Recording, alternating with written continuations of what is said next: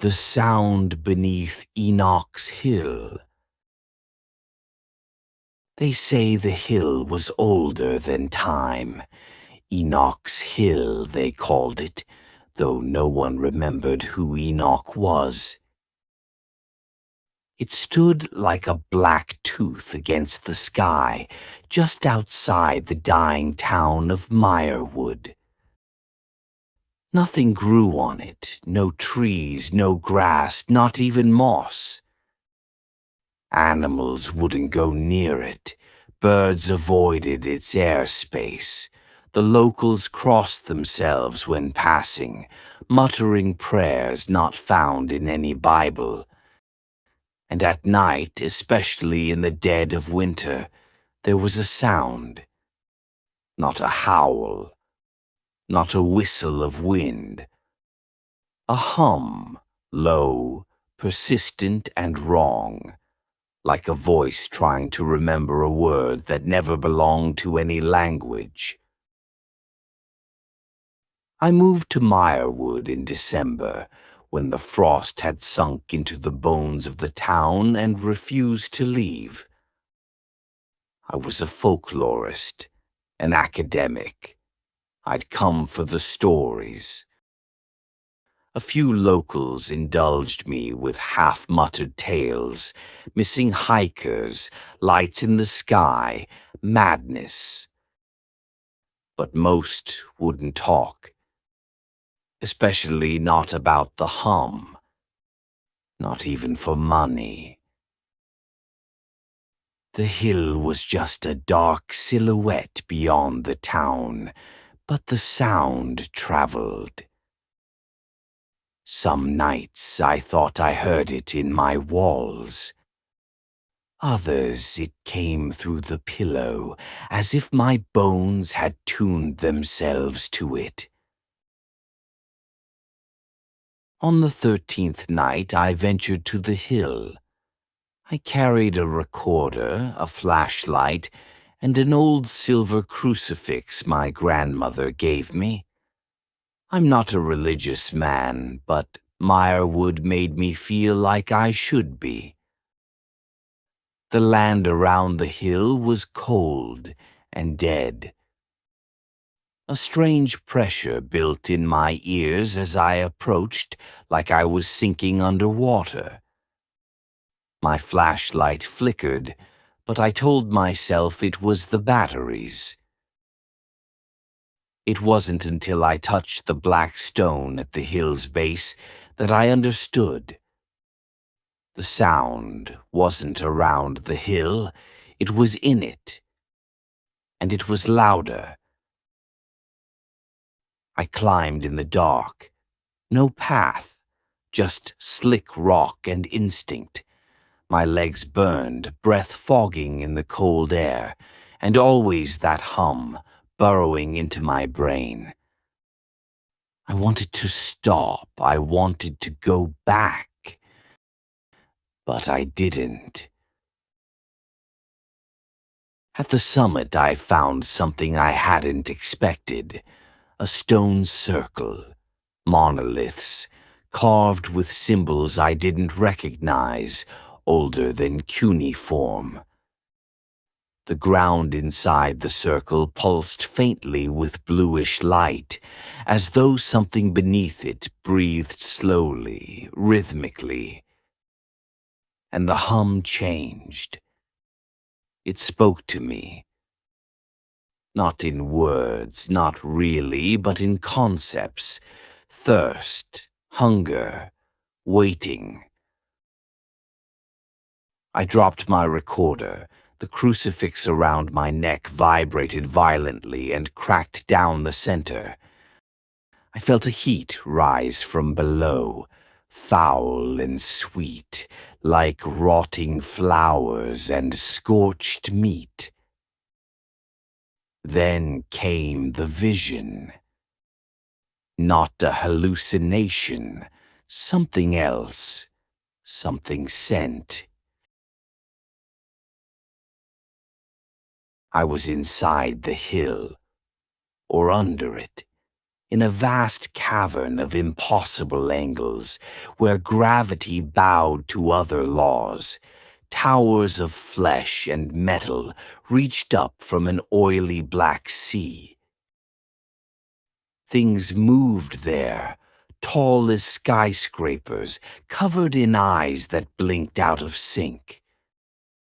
And in the center, something that had no form, no edges, but presence. Like a hole in reality shaped like a god. It knew me, had always known me. It sang in my mind, a song made of bone fractures and dying stars. I screamed. I remember that. I screamed so long my throat tore, and still the song came. I don't know how I got back down the hill. I woke in my motel bathtub, water running, wrists bruised like I'd been dragged. My recorder was beside me, intact. I played it. No hum, no breathing stone, just static. Then a voice. My voice. I belong. It called me. I belong. I will open the gate. I don't remember saying that. That night I tried to leave Meyerwood. My car wouldn't start. No one would help me. The town was off, like something had shifted. Their eyes were too wide, their smiles too still, as if the whole town had been replaced. I spent the next 2 weeks in my motel room, curtains drawn, ears plugged. But the hum got through. It was inside me now. My fingernails turned black. I stopped sleeping. I wrote strange symbols on the walls, same as the ones from the hill, and didn't remember doing it. On the 21st night, someone knocked at my door. A woman, middle-aged, gray eyes. She didn't introduce herself. She only said, "It's almost time." "For what?" I asked. "For it to wake." I slammed the door. That night I dreamed of Enoch. I knew it was him, though I'd never seen his face. He stood atop the hill, arms raised to the stars, his skin peeled in strips from his bones, revealing something glittering underneath.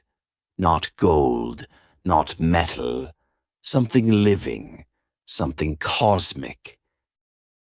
He spoke one word, ether gore. When I woke, it was carved into my chest. I bled for hours. Didn't go to a hospital. I knew better. They wouldn't help. No one would. Not here. I tried burning the motel room. The fire refused to spread. The flames curved away from the walls like invisible hands redirected them. I wept. I accepted it. I went back to the hill. The stones greeted me like old friends. The pulse in the ground was stronger, louder. The air cracked with unseen energy. I stepped into the circle, and it opened. The earth split like flesh. A hole tore downward, a spiral tunnel lined with roots that pulsed and writhed. I descended.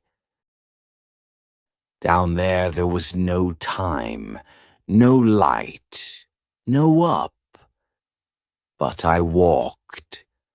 or was pulled. Eventually, I found the altar, a slab of something not stone, not flesh. Carved with galaxies and screams, it throbbed beneath my hands, and I understood.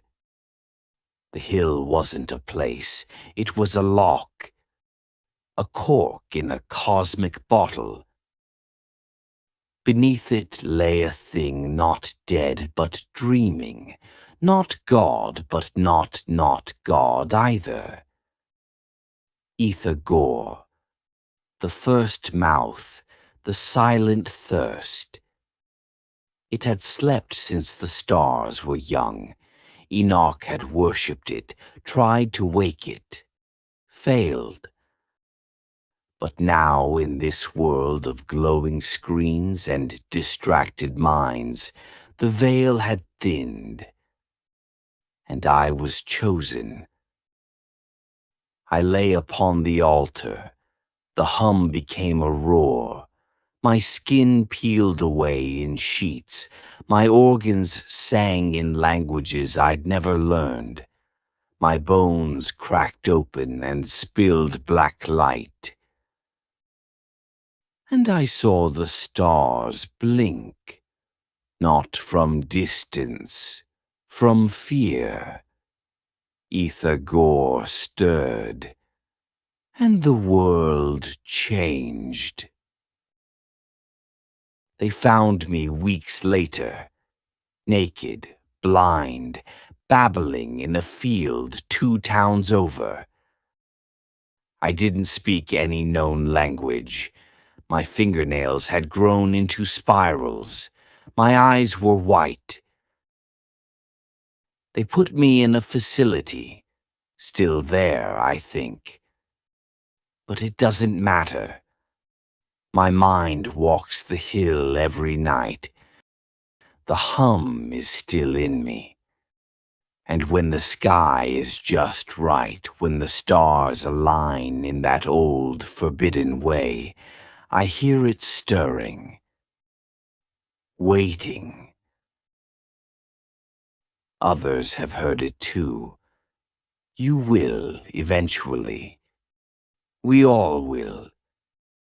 Because the sound is not just in the hill anymore. It's in the earth. It's in the water. It's in you. And Ether Gore is hungry.